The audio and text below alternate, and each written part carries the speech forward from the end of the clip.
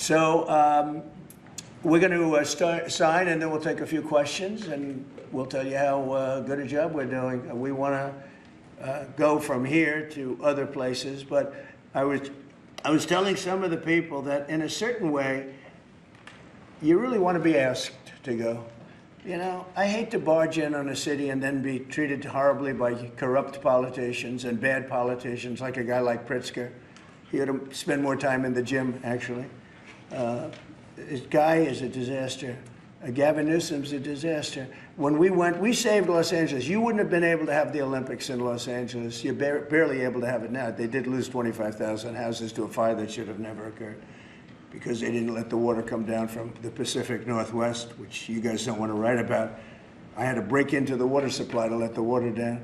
And even now, we want more. We can have much more. It's less than half of what should be coming in. I don't know, they have a political thing about it. It's like the craziest thing I've ever seen. But I don't like going to a town, a city, place, a state, and then be criticized by some corrupt or incompetent governor where crime is rampant. Like, take a look at D.C. Crime was rampant. It was at the all-time worst. It got really bad during the Biden 4 years. And then I have a mayor stand up and say how crime has reached a 30-year low. 30-year low. People are being killed left and right. And it's not a 30-year low. Think of it.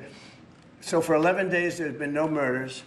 The record goes back years where that's happened. They haven't seen that happen in years. And then people stand up, and instead of thanking us, which they should do, and she's not that bad.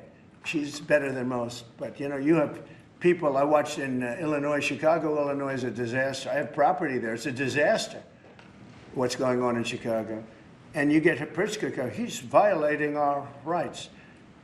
I think this is another men and women's sports thing. I think this is one of those, you know, they call them 80-20 issues. I call them 97-3.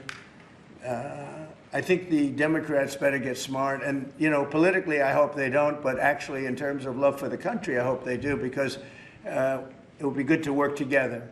So I'm thinking about, you know, when I have some slob like Pritzker criticizing us before we even go there, I made the statement that next should be Chicago, because, as you all know, Chicago is a killing field right now. And they don't acknowledge it. And they say, we don't need him. Freedom, freedom. He's a dictator. He's a dictator. A lot of people are saying maybe we like a dictator. I don't like a dictator. I'm not a dictator. I'm a man with great common sense, and I'm a smart person. And when I see what's happening to our cities, and then you send in troops, instead of being praised, they're saying you're trying to take over the republic.